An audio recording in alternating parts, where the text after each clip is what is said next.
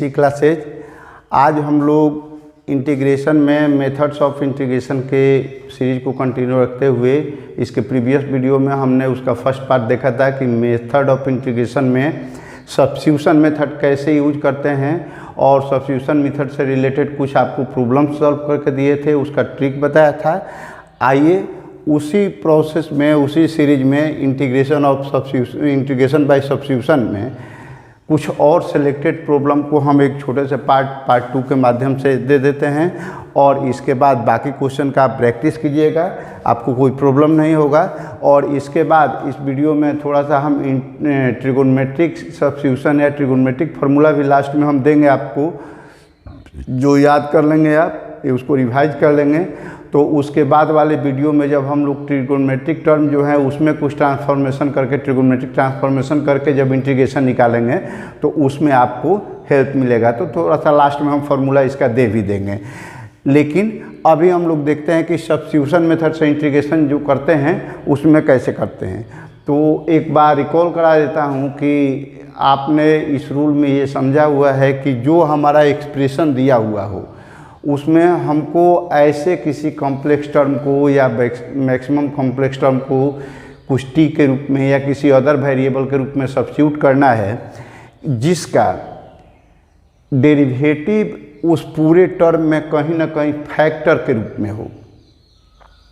और जब वो ऐसा टर्म मिल जाएगा उसमें कांस्टेंट का कुछ चेंज आता है तो कोई दिक्कत नहीं है, आपको वेरिएबल केयर करना है कि वेरिएबल सही मिलना चाहिए। और उसके बाद सब्स्टिट्यूट करते हैं, जब सब्स्टिट्यूट करते हैं तो हमारा जो स्टैंडर्ड बेसिक फार्मूला है इंटीग्रेशन का उससे रिलेटेड आ जाता है और तब हम आसानी से कर सकते हैं।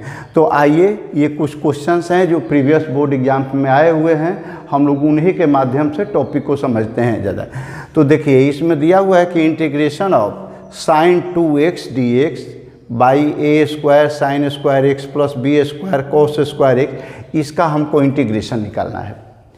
टर्म को थोड़ा सा देख रहे हैं तो यहाँ देख रहे हैं कि सिंपल ट्रिगोनोमेट्रिक है, यहाँ भी ट्रिगोनोमेट्रिक है लेकिन इसमें ए स्क्वायर बी स्क्वायर लगा दिया, साइन भी स्क्वायर के रूप में कर दिया तो थोड़ा सा क्रिटिकल हो गया।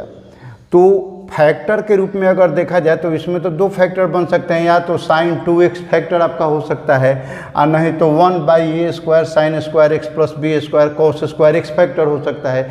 तो साइन 2x से ये फैक्टर तो मिलेगा नहीं 1 इतना, तो हम लोग इसको चूज करेंगे। अब इसको देख करके हम देखते हैं कि इस पैटर्न पर आ सकता है कि नहीं। तो चलिए हम लोग पुट कर लिए कि a square sine square x plus b square cos square x equals to हमने टी मान लिया।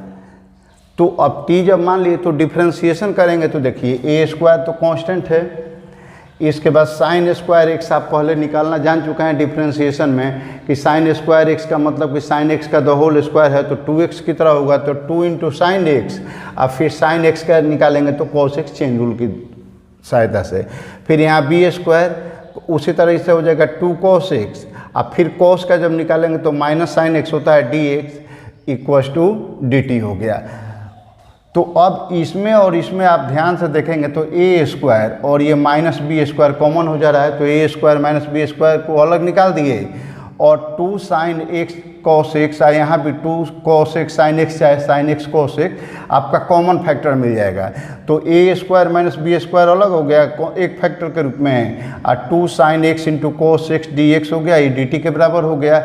इसका फॉर्मूला आप जानते हैं कि साइन 2x होता है, तो साइन 2x dx और ये हमारा कांस्टेंट टर्म है तो इसको हम लेकर के चले आते हैं dt के पास। तो यहाँ आ गया, तो इससे क्या हुआ कि हमको जो ऊपर में मिला था वो फैक्टर मिल गया। जब फैक्टर मिल गया तो आई आराम से लिख सकते हैं। तो आई में क्या लिखेंगे, तो यहाँ 1/a square minus b square तो आपका एक कांस्टेंट है, तो 1/a square minus b square को पहले ही बाहर निकाल दिए। इसके बाद इंटीग्रेशन, अब ऊपर तो बच गया, इस पूरे टर्म के बदले में बचा dt, तो dt लिख दिए और बाई के नीचे आप इस पूरे टर्म को t माने हैं तो t हो गया, तो सिंपल टर्म हो गया कि dt/t। अब इसका वैल्यू कितना होगा, तो 1/a square minus b square into इसका तो होता है लॉग मोड t, तो log mod t plus c हो गया। आप डायरेक्ट इसको रख दीजिए, लॉग t जो आप लिखे हैं t का वैल्यू यहाँ पुट कीजिए, तो log mod a square sine square x plus b square cos square x plus c. तो आप ये भी आंसर लिख सकते हैं। फिर आगे ये भी देखते हैं कि इसमें मोड के अंदर जो हर एक टर्म है वो स्क्वायर नंबर है। तो स्क्वायर नंबर जो होता है वो तो ऑलवेज 0 और ग्रेटर देन 0 होता है। तो अब इस केस में इसका अंदर वाला जो टर्म है ये सीधे मोड को रिप्रेजेंट करता है, तो हम वहाँ मोड लिख भी देंगे तो कोई दिक्कत नहीं है। अगर मोड को हटा करके सीधे उसको ब्रैकेट में लिख दिए तो भी कोई दिक्कत नहीं है। तो आप आंसर में ये भी लिख सकते हैं या फिर ये भी लिख सकते हैं। ऐसे ही एक दूसरा क्वेश्चन है कि integration of 1 + tan x by 1 - tan x dx equals to क्या होगा। तो इसका इंटीग्रेशन निकालने के लिए देखिए, सबसे पहले ज़्यादा केस होता है कि अगर डायरेक्ट साइन कोस में मिल जाता है तो ठीक है, नहीं होता है तो अगर अदर में है तो डायरेक्ट इंटीग्रेशन निकल जाने लायक है या वैसा कन्वर्जन हो जाता है तो हम डायरेक्ट करते हैं, नहीं तो कोशिश करते हैं कि साइन कोस में ले लिया जाए। तो इसको साइन कोस में लेने से आसानी हो जाएगी। तो हम 1 + tan के जगह पर साइन बटा कोस लिख दिए, यहाँ भी 1 - tan के जगह पर साइन बाई कोस लिख दिए। तो अब आप एलसीएम जब लेंगे तो यहाँ पर क्या आएगा, cos x + sin x by cos x, और यहाँ भी आएगा cos x - sin x by cos x। दोनों cos नीचे वाला कैंसिल हो जाएगा तो डायरेक्ट हमारा टर्म क्या मिलेगा कि cos x + sin x by cos x - sin x dx हो गया। तो ये आपका टर्म हो गया। अब इसके बाद हम देखते हैं कि अगर इस टर्म को कुछ मान लेते हैं t, तो इसको t मानेंगे तो cos का - sin x होता है, माइनस है ये sin का cos होता है, तो -sin x - cos x dx और इक्वल्स टू dt हो गया। तो अब इसमें से माइनस कॉमन निकाल लेंगे तो -sin x + cos x dx हो गया इक्वल्स टू dt। तो हमारा ऊपर में क्या बच रहा है, cos x + sin x, चाहे sin x + cos x, बात तो एक ही हुई।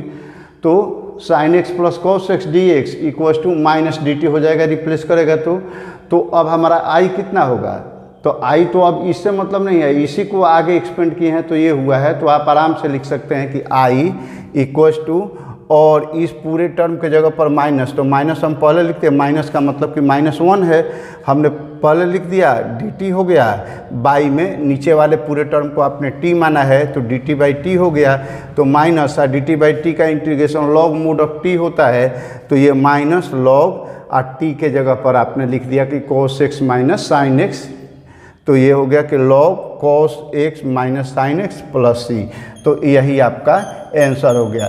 तो इस टाइप से एक आध क्वेश्चन और हम देखते हैं, और आप किसी भी क्वेश्चन को जो फैक्टर मिल रहा है या कुछ चेंज करने पर आ जाता है तो आप सब्स्टिट्यूशन मेथड से आसानी से बना सकते हैं। तो आइए इसके बाद वाले क्वेश्चन को देखते हैं। में हम लोग देखते हैं, यहाँ दिया हुआ है कि 1 - tan x by x + log cos x dx, इसका हमको इंटीग्रेशन निकालना है।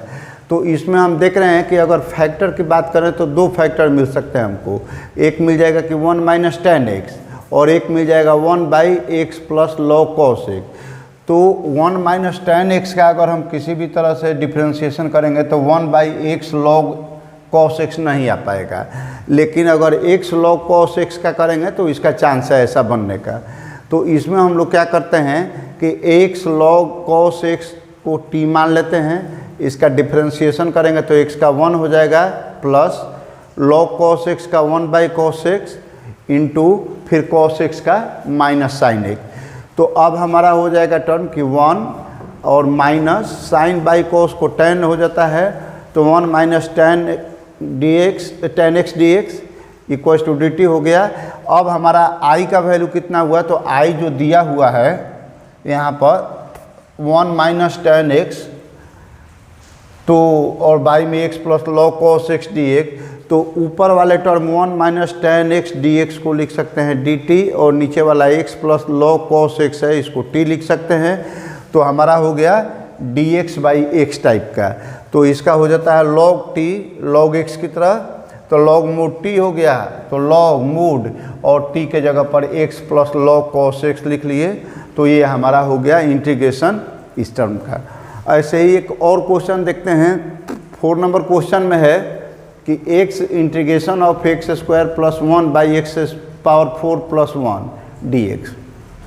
ऐसे क्वेश्चन जब भी मिलें तो सबसे पहले हम लोग इसको पावर 2 में करेंगे ताकि हमको कहीं ना कहीं से मिल जाए इंटीग्रेशन। तो पावर 4 है तो पावर 2 तो कैसे भी नहीं आएगा, तो हम लोग इसको एक्स स्क्वायर से पूरे टर्म को डिवाइड कर देते हैं। तो यहाँ एक्स स्क्वायर का 1 हो गया, यहाँ 1/x², यहाँ भी हो गया x² प्लस 1/x²। अब अगर हम लोग इसमें x माइनस 1/x को t मान लेते हैं तो हमारा टर्म मिल जाएगा कि इसका डिफ्रेंशिएशन करेंगे तो 1 और प्लस में ये हो जाएगा 1/x² dx equals to dt। अब आप कह सकते हैं कि आपने x माइनस 1/x को ही क्यों लिया, x प्लस 1/x को क्यों नहीं लिए। तो इसका कारण ये है कि अगर हम लोग यहाँ पर माइनस रखते हैं तो 1/x का डिफ्रेंशिएशन आप जानते हैं कि माइनस 1/x² होता है। तो माइनस इंटू माइनस प्लस हो जाएगा, जो ऑलरेडी हमारा ऊपर वाला टर्म है। अगर यहीं पर माइनस दिया रहता है, यहाँ माइनस आता, तब हम लेते x प्लस 1/x लेकर के बनाते।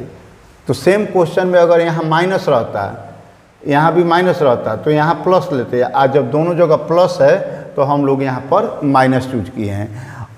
तो ये बात, ऐसे क्वेश्चन को देखने पर ये हमेशा माइंड में बात आ जाती है कि हम कभी भी चूज करेंगे तो ये बात हमेशा ध्यान में रखना है कि डिफ्रेंशिएशन का पूरा प्रोसेस आपके दिमाग में होना चाहिए कि किसका डिफ्रेंशिएशन करेंगे तो क्या होगा। अगर डिफ्रेंशिएशन आपके दिमाग में नहीं होगा तो सब्स्टिट्यूशन से आप इंटीग्रेशन करने में बहुत प्रॉब्लम फेस करेंगे। तो अगर आपको प्रॉब्लम हो रहा है, डिफ्रेंशिएशन आपका कम प्रैक्टिस में है, तो सबसे पहले इसको बनाने के लिए आप डिफ्रेंशिएशन को अच्छी तरह से रिवाइज कर लें ताकि डिफ्रेंशिएशन का कॉन्सेप्ट किसका क्या हो सकता है ये आपके दिमाग में रहे।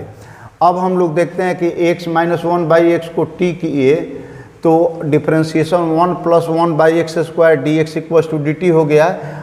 और इसको जब स्क्वायर करेंगे तो 1 माइनस 1/x का the whole square equals to t² हो जाएगा। इसको स्क्वायर करेंगे तो x² plus 1/x² minus 2 equals to t² हो गया। ये माइनस 2 इधर आएगा तो प्लस हो जाएगा। तो यहाँ पर x² प्लस 1/x² है, इसका वैल्यू मिल जाएगा हमको t के टर्म में। तो x² plus 1/x² equals to t² plus 2 मिला हमको। अब जब ये टर्म मिल गया तब i पर आते हैं। तो i इक्वल्स टू क्या है, तो ऊपर वाला जो टर्म ये दिया हुआ है इसका मतलब dt हो गया यहाँ पर, और उसी तरीके से नीचे वाला जो टर्म दिया हुआ है इसका मतलब हो गया t² प्लस 2 और t² प्लस 2 हो गया। तो इंटीग्रेशन ऑफ dt/t² प्लस √2 का द होल स्क्वायर लिख सकते हैं। और इसका इंटीग्रेशन करेंगे तो 1/√2 into tan inverse t/√2 plus c हो गया। और ये आता है इस फार्मूला से कि integration of dx/x² plus a² equals to 1/a into tan inverse x/a plus c होता है। ये फार्मूला हम लोगों को आगे के टॉपिक में है, लेकिन यहाँ हमने इसको यूज किया है कि इस क्वेश्चन में डिफ्रेंशिएशन के द्वारा सब्स्टिट्यूशन भी निकालने की बात आ रही है।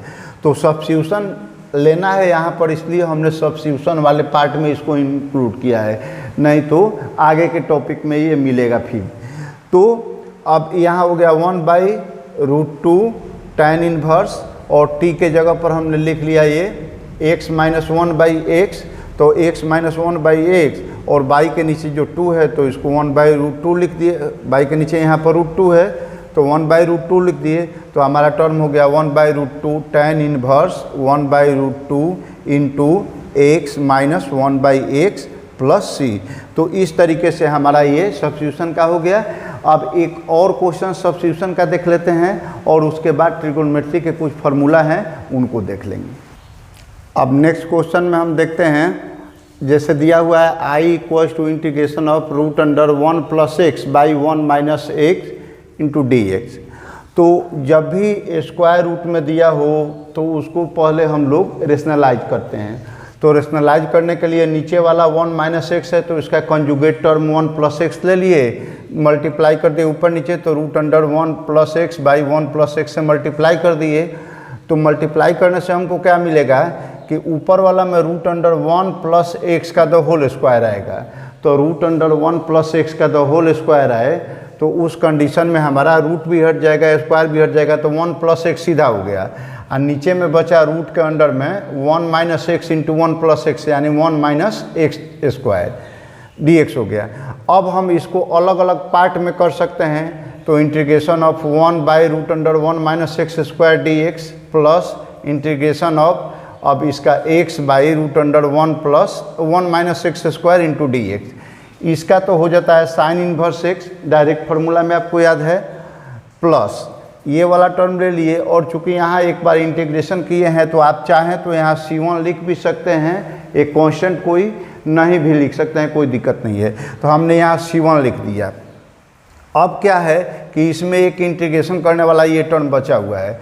अब इसके लिए हम लोग रूट के अंडर में जो पूरा चीज़ है 1 माइनस एक्स स्क्वायर, इसको t मान लेते हैं। तो इसका डिफ्रेंशिएशन कितना होगा, तो -2x equal to D T हो जाएगा। हमको ऊपर में दिया हुआ है x इंटू डी एक्स, तो x इंटू डी एक्स रख लेंगे, बाकी चीज़ को राइट में लेकर चले जाएंगे। तो हमारा हो जाएगा कि x d x equal to -1/2 d t. तो हमारा जो टर्म दिया हुआ है कि integration of x/√1 minus x square d x, ये हो जाएगा -1/2 इसके जगह पर डी टी, और ये पूरे टर्म को t माना है तो √t हो गया। अब इसको हम लोग रूट को ऊपर लेकर जाएंगे तो -1/2 इंटीग्रेशन ऑफ t का पावर, ये -1/2 होगा, चूँकि रूट का होता है 1/2 और नीचे है तो ऊपर जाएगा तो -1/2 dt। तो ये हो गया -1/2।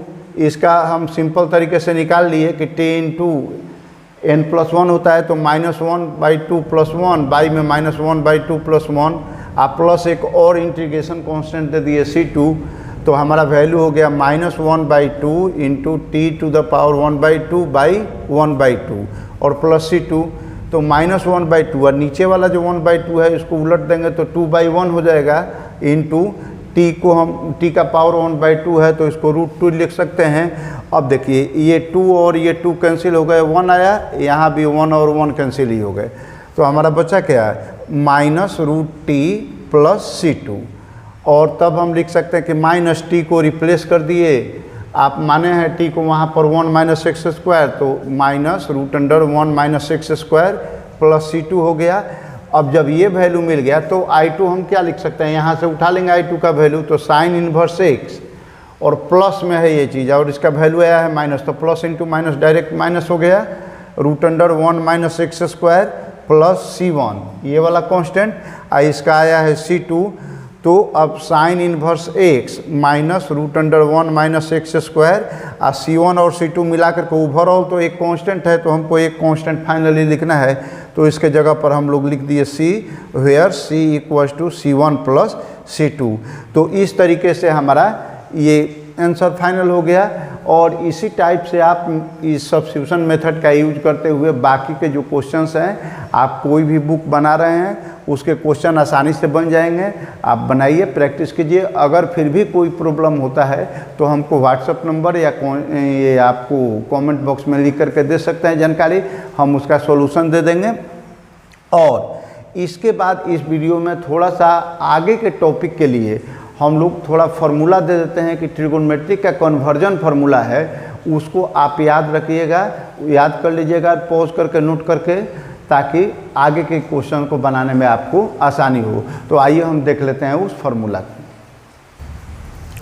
अब देखिए यहाँ पर हम लोग कुछ फार्मूला लिखे हुए हैं, ये फार्मूला ट्रिगोनोमेट्री के कन्वर्जन फार्मूला हैं और इसकी ज़रूरत पड़ती है हमको इंटीग्रेशन में। आपको बेसिक रूल में ये याद होगा कि इंटीग्रेशन में सबसे पहले हम लोग अदर फॉर्म ऑफ ट्रिगोनोमेट्रिक दिए हुए हैं फंक्शन, तो उसको हम लोग किसी न किसी ऐसे रूप में लाने का प्रयास करते हैं जिसका डायरेक्ट फार्मूला से इंटीग्रेशन कर सकते हैं। तो कॉस स्क्वायर का डायरेक्ट फार्मूला नहीं है, साइन स्क्वायर का डायरेक्ट फार्मूला नहीं है, कॉस एक्स का है, साइन एक्स का है। तो अगर हमको कोई फंक्शन दिया हो साइन स्क्वायर के रूप में, तो हम लोग उसको आराम से लिख सकते हैं कि 1 माइनस कॉस 2x/2, या अगर 2 साइन स्क्वायर x दिया हुआ है तो 1 माइनस कॉस 2x लिखते हैं। दोनों एक ही चीज़ है, इसको अगर यहाँ लाएंगे तो इंटू हो जाएगा तो ये टर्म आएगा, और नहीं तो अगर केवल साइन स्क्वायर के टर्म में दिया हुआ है तो यहाँ 2 कर लेंगे, डायरेक्ट हमारा ये मिल जाएगा। ऐसे ही अगर कॉस स्क्वायर दिया हुआ है तो कॉस स्क्वायर में यहाँ माइनस के जगह प्लस कर देना है कि 1 प्लस कॉस 2x/2 और 2 cos square x equals to 1 plus cos 2x। यहाँ ध्यान देने वाली बात यह है कि स्क्वायर वाला टर्म जो होगा उसके लिए एंगल x है, और जब वही चीज़ सीधे कॉस में आएगा, दोनों का साइन स्क्वायर का और कॉस स्क्वायर का हम लोग कॉस में कन्वर्ट करते हैं। कॉस में जब करेंगे तो जो यहाँ एंगल होगा उसका डबल होगा, यानी यहाँ x था तो यहाँ 2x हो गया, यहाँ x था तो यहाँ 2x हो गया। अगर यहाँ पर x/2 दिया हो तो यहाँ x लिखेंगे, यहाँ भी x/2 दिया हो तो यहाँ पर x लिखेंगे। तो इस तरह से स्क्वायर वाले का कर लेते हैं। अगर ये 2 sin x into cos y दिया हो तो इसके जगह पर होगा कि sine x plus y plus sine x minus sine y, और ये 2 cos x into sine y हो तो sine x plus y minus sine x minus y. तो देख इसके चारों फार्मूला में आप देख रहे हैं, नीचे भी देख लेते हैं। जैसे 2 cos x cos y हो तो cos x प्लस वाई प्लस cos x माइनस वाई, और जब 2 sin x sin y हो तो cos x माइनस वाई माइनस cos x प्लस वाई। तो देखिए इन चारों फार्मूला में यहाँ दो दो टर्म इनटू के रूप में दिए गए हैं। तो जब भी ऐसा इनटू के टर्म में दिया हो तो दो बात हो सकती है, या तो दोनों साइन एक साथ, नहीं तो दोनों cos एक साथ, नहीं तो एक साइन और एक cos एक साथ होगा। तो देखिए जब साइन पहले हो और cos बाद में हो तो ये वाला फार्मूला लगा लीजिए। अगर cos पहले दिया हो साइन बाद में दिया हो तो ये वाला फार्मूला लगा लीजिए। अगर दोनों में cos हो तो ये लग जाएगा, और दोनों में साइन हो तो ये फार्मूला लगेगा। इसमें भी ध्यान देना है कि अगर दोनों में साइन हो तो माइनस वाला x माइनस वाई वाला पैटर्न पहले आएगा, और उसके बाद माइनस करके प्लस वाला x प्लस वाई वाला पैटर्न जाएगा। और दोनों में सेम हो, cos cos चाहे साइन साइन वाई हो तो ये हमेशा cos में आएगा, और साइन और cos दोनों मिले हों तो उस कंडीशन में हमेशा आपका साइन में जाएगा। तो इस तरीके से आप इन फार्मूला के माध्यम से, ऐसा पैटर्न पर कुछ दिया हुआ है तो हम लोग इस फार्मूला के माध्यम से हम लोग फॉर्मूला सकते हैं। सिंपल साइन आ जाएगा, यहाँ साइन आ जाएगा, चाहे यहाँ साइन है, यहाँ कोस इसमें कोस इसमें कोस। तो इस तरीके से अलग अलग टर्म मिलेंगे और अलग अलग टर्म का हम लोग इंटीग्रेशन आसानी से निकाल सकते हैं। अब इसमें हो सकता है कि एक्स वाई के जगह पर आपको अलग अलग नंबर दिए गए हों, कुछ कोएफिशिएंट के साथ दिए गए हों, तो जो दिया है उसके पैटर्न के हिसाब से कर सकते हैं। और इस फार्मूला को याद करके रखिए। तो इसके बाद जब अगले वीडियो में हम लोग मिलेंगे तो वहाँ पर ट्रिगोनोमेट्रिक आइडेंटिटी का कैसे यूज करते हैं, उसका इंटीग्रेशन कैसे करते हैं, उसके लिए हम लोग एक अलग ही वीडियो देंगे। तब तक आप वीडियो को देखते रहिए, और आपको चैनल से फ़ायदा हो रहा है तो चैनल को लाइक कीजिए, सब्सक्राइब कीजिए, ज़्यादा से ज़्यादा अपने फ्रेंड्स में शेयर कीजिए ताकि अधिक से अधिक लोग इसका फ़ायदा उठा सकें। Thank you, best of luck.